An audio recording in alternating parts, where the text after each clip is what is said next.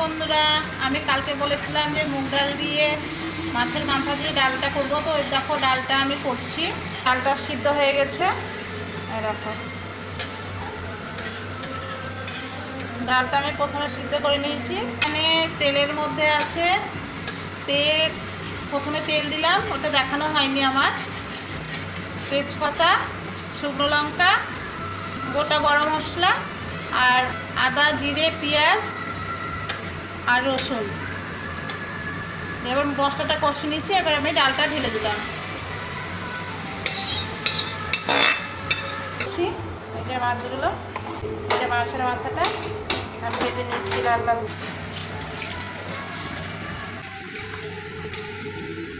একটু উষ্ণ গরম জল দিব।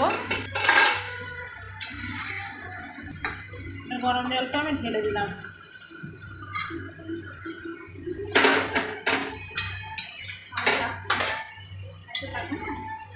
ঘন ঘনই খাই ডাল অবশ্য। এই ডালটা একটু ঘন ঘনই খাই। এটা ফুটে উঠুক, তারপরে আমি মাছের মাথাটা দিয়ে দিব। এবার এই যে মাছটা ভেজে রেখেছিলাম, এটা আমি ডালে দিয়ে দিলাম।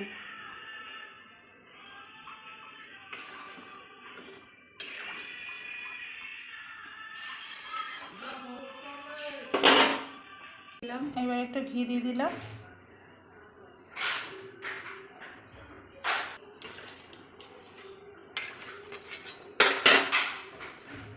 এবার একটু গরম মশলা দিয়ে দেবো।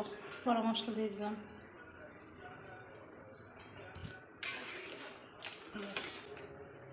এবার আমাদের মুগের ডাল মাছের মাথা দিয়ে তৈরি হয়ে গেল।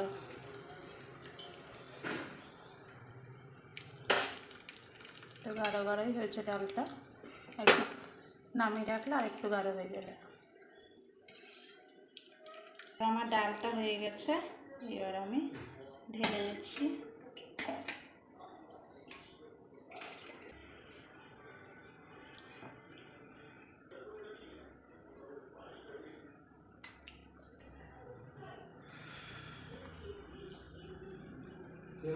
দেখো আমার ডাল তৈরি হয়ে গেছে।